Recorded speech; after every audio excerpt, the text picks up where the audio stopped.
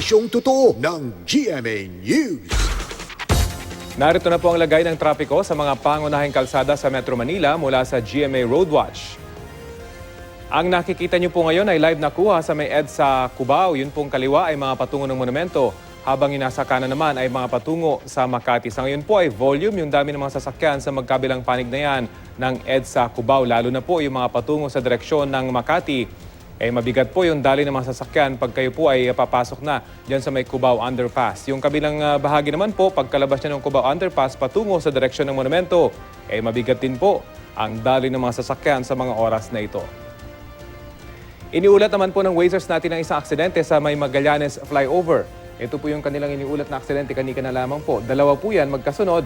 Ito po ang dahilan siguro kung bakit masikip yung dali ng mga sasakyan pag kayo patungo na sa direksyon ng Pasay. Mabigat po ang dali ng trapiko dyan. 3 kilometers per hour lamang po yung inare-report na average speed ng ating mga Wazer.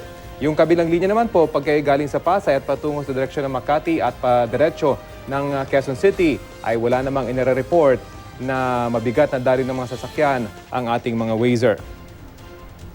Ayon sa isang Wazer, isang container van po yung tumagilid sa paanan na yan ng flyover. Okupado po nyo ng isang lane na ng EDSA. Samantala, ito naman po ang sitwasyon sa may EDSA Show. Sa ngayon po, magkabilang direksyon sa EDSA Show ay mabigat yung daloy ng mga sasakyan. 6 hanggang 5 kilometers per hour lamang po yung average speed ng ating mga Wazer, habang yung Show Boulevard mismo ay mabigat din yung daloy ng mga sasakyan pag kayo papasok sa may EDSA at kayo pa'y palabas ng EDSA at patungo sa direksyon ng Shaw Kings Road.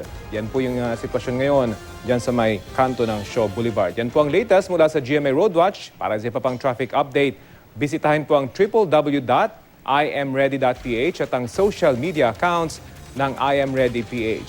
Magplano para sigurado, I Am Ready, serbisyong totoo ng GMA News.